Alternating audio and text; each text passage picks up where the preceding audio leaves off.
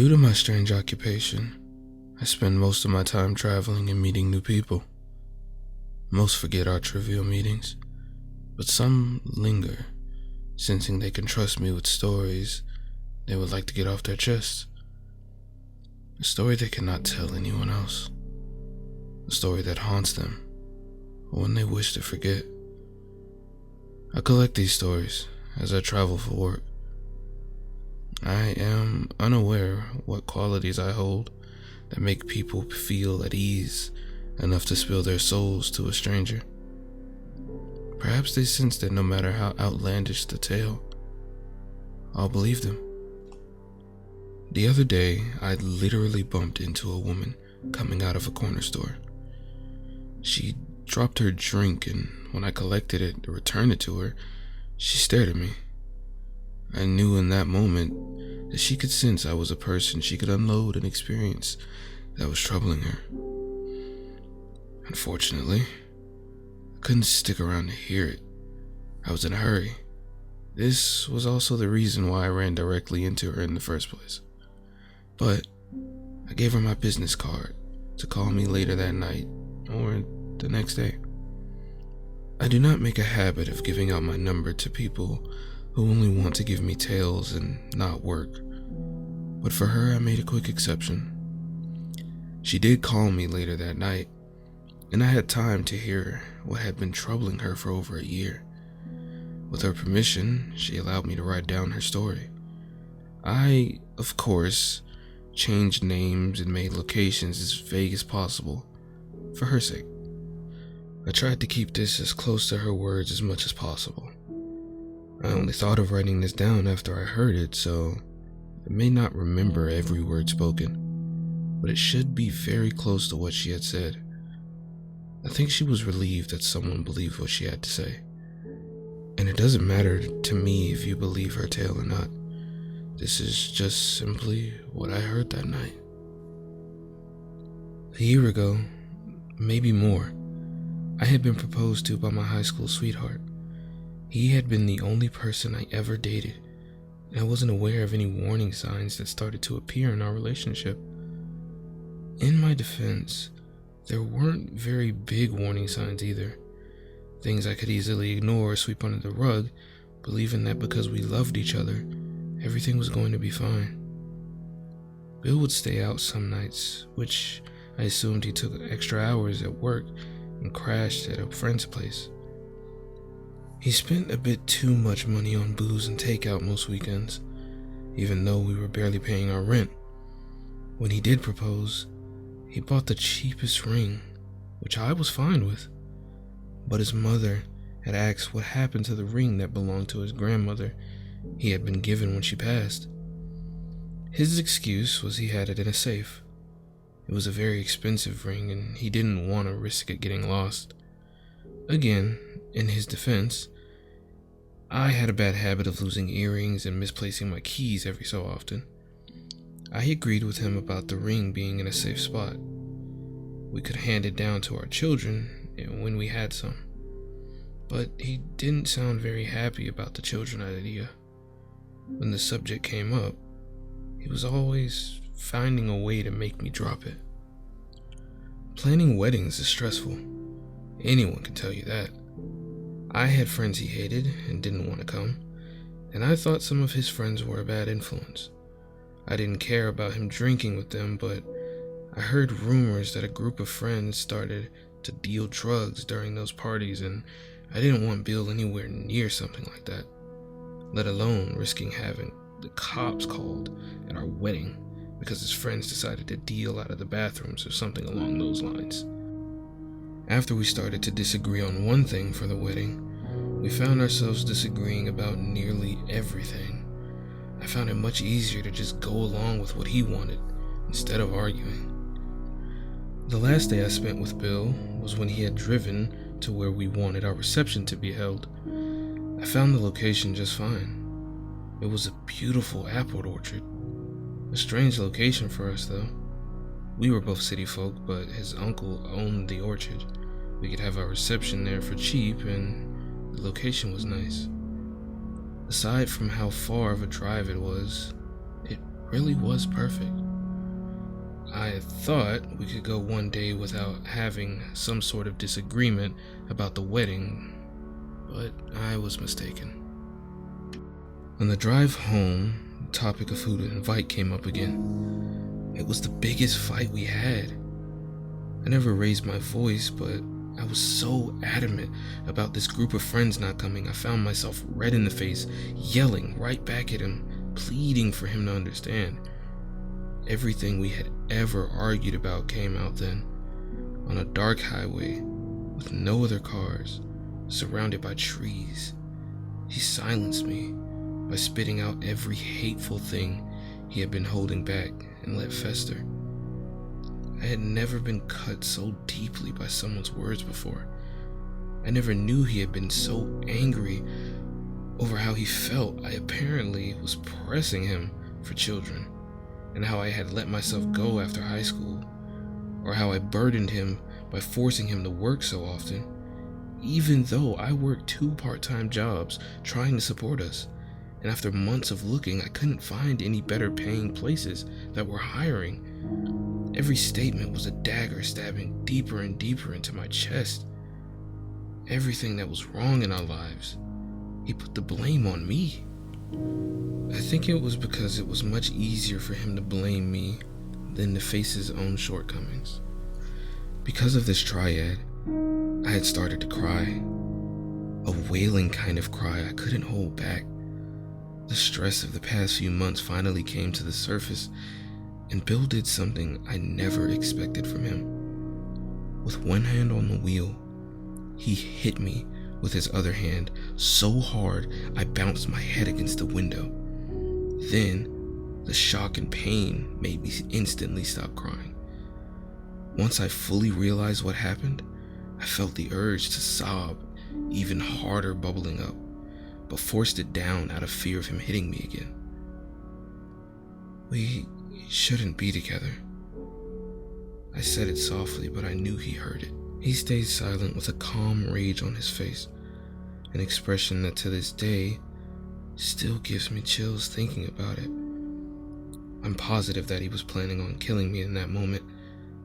I don't know what happened that made him hate me so much. I kept my eyes on him as my body shook. The dark road before us was empty of cars, but at the last moment, I saw it. A deer. It had walked onto the road, our headlights illuminating its figure. Bill had time to drive into the other lane. If we were lucky, the deer would run to the left and we would avoid it. And it did run to the left. But Bill purposely swerved to hit the poor creature. My head bounced off the dashboard, causing me to see stars and black out for a few moments. The deer crashed and went over our car, cracking our windshield and denting the front, but it didn't do too much damage otherwise. I have no idea why our airbags didn't go off. Bill screeched to a stop at the side of the road, swearing up a storm. We both sat breathing heavily, trying to process what just happened. Bill had tried to kill both of us. We knew, but neither would say it out loud. Once I was seeing straight again, I scrambled out of the car. I don't know if it was to get away from Bill or if it was to check on the deer. My forehead was bleeding from how hard I hit it, but I ignored it. The poor deer was in the middle of the road, broken and twisted, but it was twitching and still alive. I limped over to it. My seatbelt dug into my body when we hit the poor thing. My pain was nothing compared to the deer's. I knew I couldn't do anything for it, but I still felt the need to be beside it. I sat on my knees beside the deer, its big eyes looking up at me, its ears moving and twitching, but because its neck was broken, it couldn't move anything else. I wanted to cry for it. I felt like it was my fault it had been hit. If I hadn't agreed to marry Bill, we wouldn't have been driving on this road at this time, and it would be safe. I silently said an apology to it, petting its head softly, not to harm or panic it further. Bill was coming towards us. He was openly threatening to kill me if I didn't get back in the car. He looked furious. I knew he would hurt me, but I stayed by the deer. I needed to be beside it while it died. It was my fault after all. I felt the tears coming back, causing my vision to blur as I watched Bill stride over closer in the red light the car's rear lights gave off. I thought my only hope of living through the night was if there was a chance another car came down the road and saw our car pulled over and saw myself and a deer in the middle of the road. But I was wrong. A wind blew through the forest surrounding us, and at first, I thought the movement in the trees across the road was just that. Trees blowing through the wind. I heard a sound that was very much like branches breaking against each other in a strong breeze, but it sounded off somehow. That strange sound made me look over, towards it, then up some more. My mind didn't piece together what I was seeing at first. It looked like some branches were rising above the others, but the branches were too big to be a part of any tree I had ever seen. It was only when I saw the rest of the figure's head I knew what I was looking at. Towering over the dark trees and silhouetted against the moon was the head of a deer. Large antlers was what I saw rising up at first. It was so dark I only saw the shape of it. Even Bill stopped when he followed my line of sight. That head was too large, too impossibly large. It had to be a trick of the night or something else. No deer could be taller than the trees. Then the deer figure opened its eyes. Countless eyes, made of silver lights, all different shapes and sizes, looking down at us. Eyes made of moonlight, covering its entire dark head. I should have been frightened. Such a thing couldn't be real, and yet we were both seeing it. And even stranger still, I was in awe of the creature. The creature raised its head even more, this strange groaning noise coming up with it. It then made a noise so loud it shook my entire body. I thought my eardrums would burst from the sound. My bones creaked under the weight of such a noise. I'm not a religious person, but I think that this is what the trumpets that sound off at the end of days would sound like. Bill dropped to his knees, holding his ears, doing his best to drown the horrible sound out. Even after it ended, neither of us recovered for a few minutes. While we were reeling, eyes started to appear in the woods around us, eyes closer to our level. Unable to move, I saw countless deer start slowly coming out of the woods into the moonlight. But there was something wrong with these deer. All of them were dead. Their eyes were glowing milky white, their bodies twisted and rotting. Some had to drag their broken limbs behind. One dragged itself forward with only one working front leg. I could smell them. That horrible smell of death. Bill saw them starting to surround us and stood on shaking legs. He took a few rough steps towards the car, leaving me behind. He got a few steps from the car before the first deer darted out towards him. It was a female and it rammed him so hard he flew a few feet closer back to me. In a blind panic, he got up, his eyes wide and white with fear. He tried running again, only to have a buck come charging at him, antlers only grazing him, but ripping his shirt. Soon Bill was being shoved painfully from deer to deer, some using their hard hooves to knock him aside to the next one. He finally went down when a hoof caught his jaw, breaking it and knocking teeth from his mouth. He screamed in pain, blood pouring onto the road. The deer stared down at him in a tight circle, their eyes white and motionless. The massive creature in the forest didn't move. It too watched the gruesome scene play out. I couldn't do anything. I couldn't move. I couldn't try to save him. At some point, I had loved that man, but right then, I felt nothing for him. As he had begged for his life through the blood and shattered teeth, I didn't feel a thing. He had tried crawling away but was quickly stopped by a deer slamming down on his legs, crushing bones. The deer he had hit died in front of me. I knew it was dead, and it still stood. Its neck twisted as it started to weakly walk towards Bill. I heard each step getting closer to him. Hooves on the road were the only sound as the rest of the dead deer paused and watched their new member get closer and closer to the one who had killed it. When it had reached Bill, he had been able to crawl to nearly the end of the road, leaving a trail of blood behind him. With a great deal of pain, he rolled onto his back to stare up at the creature that stopped right behind him. They both stared at each other, Bill babbling nonsense while spitting blood. The deer didn't listen. It did not care for his pleas. It reared up its hind legs and brought down its front hooves down onto Bill's face. I wanted to look away. Like I said, I loved this man once.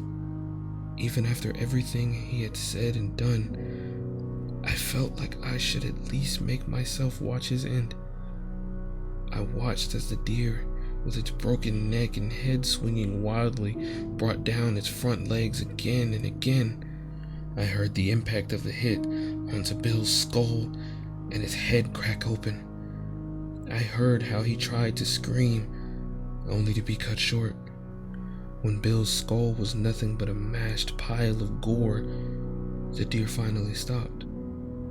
I was positive it was my turn next, but the creatures just left. They all dragged their dead bodies into the woods where they came from. Before I could question anything, I heard that bone-crushing trumpet sound from the massive creature who was still watching. The sound and pressure were so intense, I blacked out for a few seconds. When I came to, I found myself in the back of an ambulance. I saw flashing lights and smelled burning plastic and metal. A man I'd never met before kept telling me everything would be alright and I was safe to rest. I was so tired. When I awoke the second time, I was in a hospital bed. According to what police had pieced together, Bill and I had gotten into a fight. He dropped me off on the side of the road before speeding off. A truck driver had seen me get kicked out of the car and noticed I had a banged up head. He was going to pull over to see if I was alright when a deer jumped in front of Bill's car. He was still in view, so the truck driver saw the car crash and catch on fire. However, they never found the deer's body. They had all assumed I was in shock from seeing Bill's death, so they accepted my silent act. I simply nodded and agreed about what events I had been told happened. I had no memories of what I had been told, but it must have been what had happened, right? There was no way dead deer came out of the woods to kill Bill because he was an ass who killed one of them on purpose. But deep down, I couldn't shake the memory. It was so real. After they spoke to the truck driver, they never found him again. He had given them a fake name, so I was never able to thank him. The chilling part was that they only found parts of Bill's body. They couldn't explain why only some of his body was burnt so thoroughly, while others weren't. But they still marked the case as closed. I was ready to accept the whole thing as a stress-induced nightmare. After I returned from the hospital, I had a dream. A dream I was in the forest surrounded by those dead deer, their dead eyes staring me down. I cried for them. When I woke up at the foot of my bed was something that had not been there before. A single antler. I don't know if that was a warning or a thank you. I kept it, I asked an artist friend to carve something out of the antler to make use of it. I wear a small pendant made from it every day. I may have been saved that night, but I fear what saved me is fickle. The next person might not be so lucky. Whoever meets those creatures may be taken. So take care to notice the deer crossing signs. Be careful on the roads at night. And I hope if you do hit a deer, it forgives you. That was mostly what the woman told me. I thanked her for her story. I doubt she'll ever call me again. Hopefully this helps her move on. I may drop by again with other stories though. I've recently been hearing about this strange person people are calling a half-blood cryptic. I am very busy with my odd job, but if time is willing, I'll write down other strange events I've heard about.